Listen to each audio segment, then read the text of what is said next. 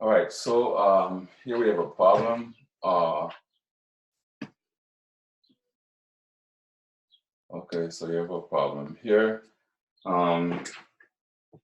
So we have a camera manufacturer spends $8,000 for facilities, right, per month. So this is a fixed cost of $8,000. Don't let the per month mix you up, right? This actually has no bearing, usually has no bearing on the question. So I could have asked a camera manufacturer spends $8,000 for the facilities, right? That's like a rent. And it costs $75 to produce each camera, all right?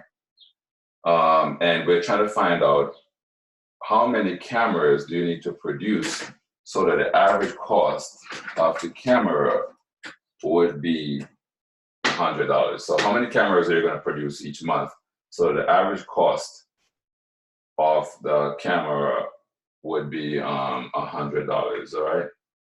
Cool. So basically it costs $75 to produce each camera, and you're paying for $8,000 in facilities per month. And you want to find out you want to make your average cost be $100 per month. How many cameras would you produce? So your average cost for the facility and to make the actual camera, you want to keep that at $100. How many cameras would you need to produce? All right. So there are a few things that we need to know before we can start solving this problem. Okay. So what's going to happen here is this is your cost function. So per month, you are spending $8,000. This is some fixed cost, right? Right? And this is what I would call total. If you want to call this, you can call this the total, just total money spent, right?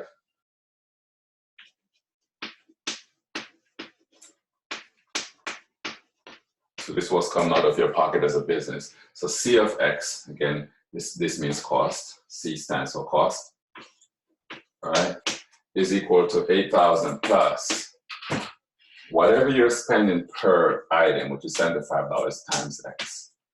So that's your cost. Now your average cost is different.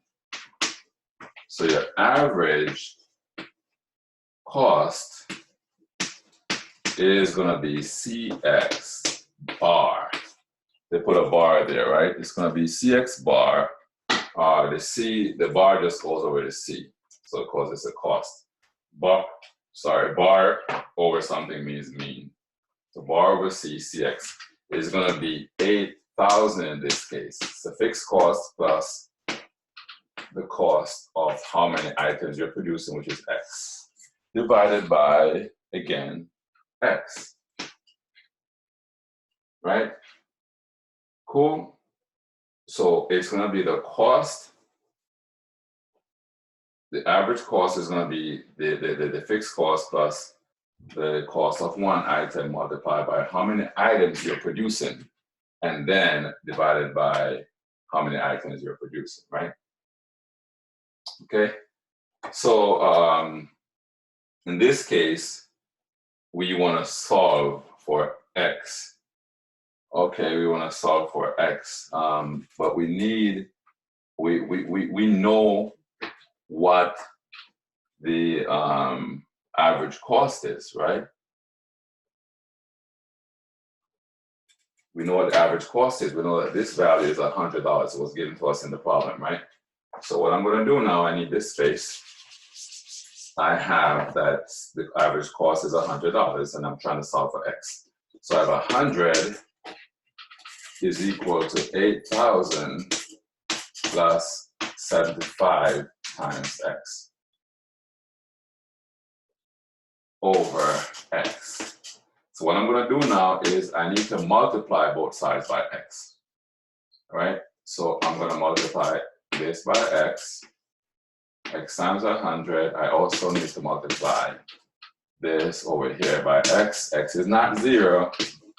So that's the reason why this thing could work. Couldn't divide by X in the first place if X were 0. All right, so X cancels X here. And what I'm going to get here, I'm going to get 100X, write that properly.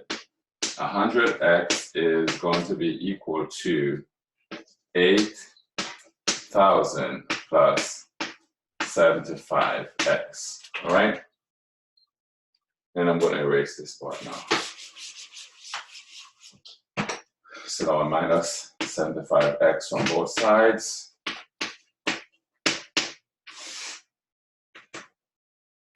I'm going to get 25x is equal to 8,000. And so that means that x is going to be equal to 8,000. Trying to solve for 25x is 8,000, so I divide 8,000 by 25. And I have my answer key, but I just want to make sure here. 8,000 divided by 25 is equal to 320.